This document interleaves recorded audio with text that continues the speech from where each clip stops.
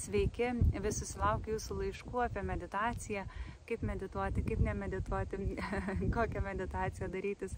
Tai iš tikrųjų labai gera, kad taip medituojate, tiek daug darbo įdedate į save, nes čia toks didžiulis turtas, kuris jums tarnaus gyvenimas iš gyvenimo. Ir dažnai jūs laiškose klausėte apie meditaciją su mantra. Meditacija su mantra, ar ne?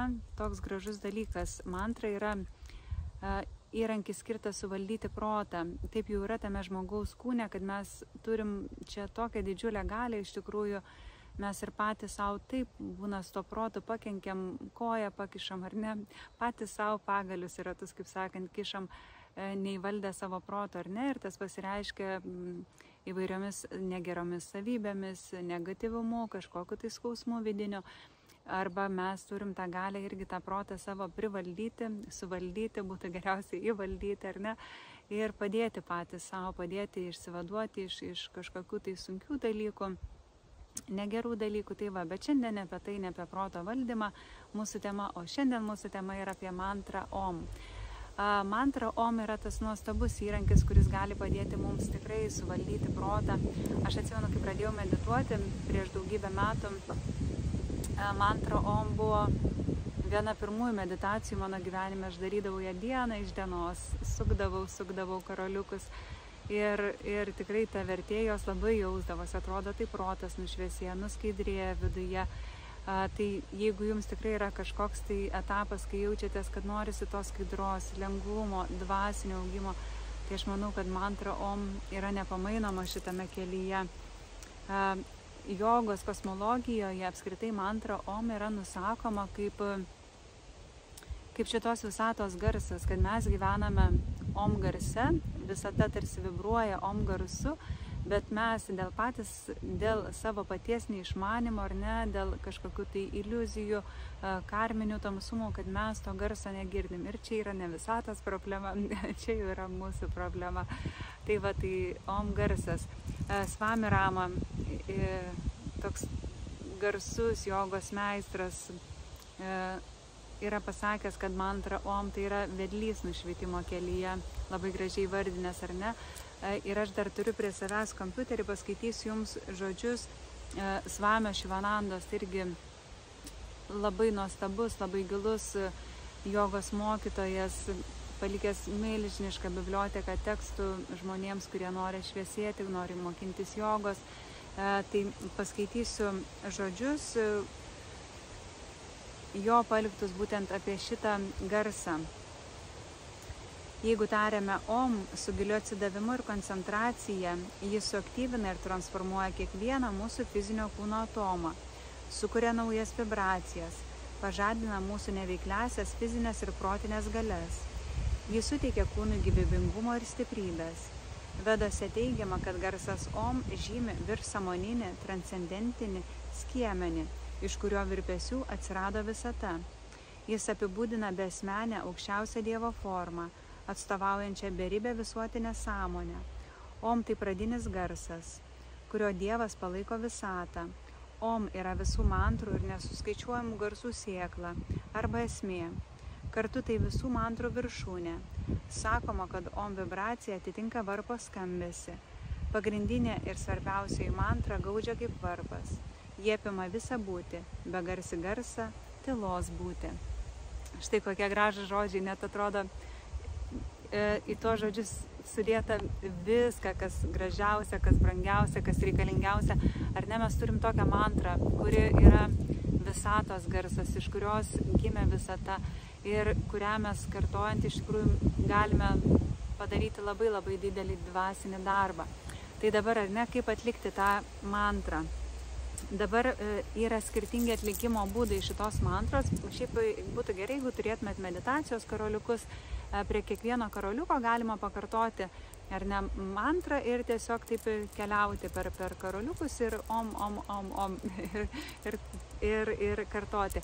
Dabar aš atsimenu, mes kai mokinomės Indijoje, jogos mokykloje šitos mantros, tai tenai buvo, kad mes tą garsą kartodame šiaip gan greitų ritmų, kad Om, Om, Om, Om, om ir taip važiuodavom per meditacijos karolius ir 108 kartus, taip kiekvieną vakarą pasidarydavom šitą mantrą. Kitas lėtesnis variantas yra, kai mes darom su grupe, pavyzdžiui, šitą mantrą, kad įkvepiam ir tada su iškvėpimu tariam om, vėl įkvepiam, om ir darom. Tai va čia galit pasirinkti, ar ne? Nes pirmas variantas, jeigu mes keliaujam om, om, om, om, jisai yra greitesnis ir mes tą 108 galim pereiti truputėlį greičiau.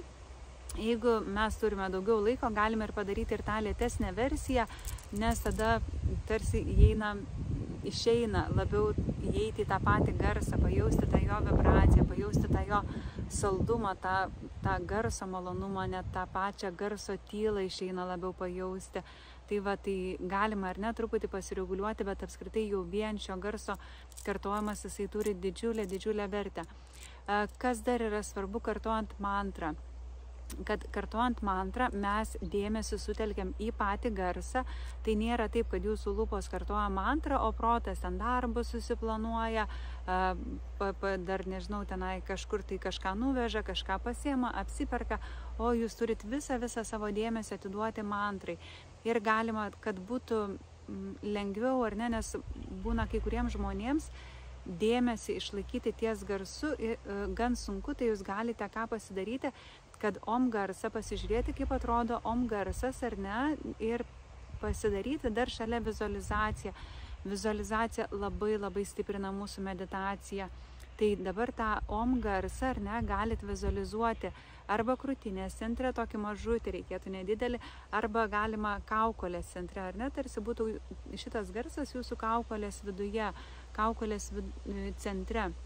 Tai va, tai galite, ar ne, arba krūtinės centras, arba kaukolės centras, pasirenkat vieną tašką, nešokinėjat, ar ne, darot om, dėmesys ir to pačiu ir lūpose, ir toje vizualizacijoje, net galit daugiau dėmesio atiduoti vizualizacijai ir kartojat šitą garsą. Jeigu patį om simbolį pradžioje sunku išvizualizuoti, ką galit daryti, tai jį padaryti didesnį, ar ne, nes būna didesnė vizualizacija lengviau, jeigu jausit, kad jau lengvėja, kad įsiminėt, ar ne, tą simbolį, galit jį po truputį mažinti. Netgi mes meditacijos mokymuose dažnai pas guru turim tokį pasakymą, kad mes irgi ten kitokius simbolius vizualizuojam, bet sako, turite iki sezamo sėklos dydžio sumažinti savo vizualizaciją, ar ne, sumažinti simbolį ir medituoti jį. Aišku, pradžioje tikrai tas yra sunku, bet visi šitie dalykai, ar ne, yra tiesiog įdirbio klausimas. Tai va, tai pasirenkat vizualizacijos centrą, krūtinės centras arba kaktos, kaukolės centras, pasidedat tenai om, kartojat garsą ir medituojat.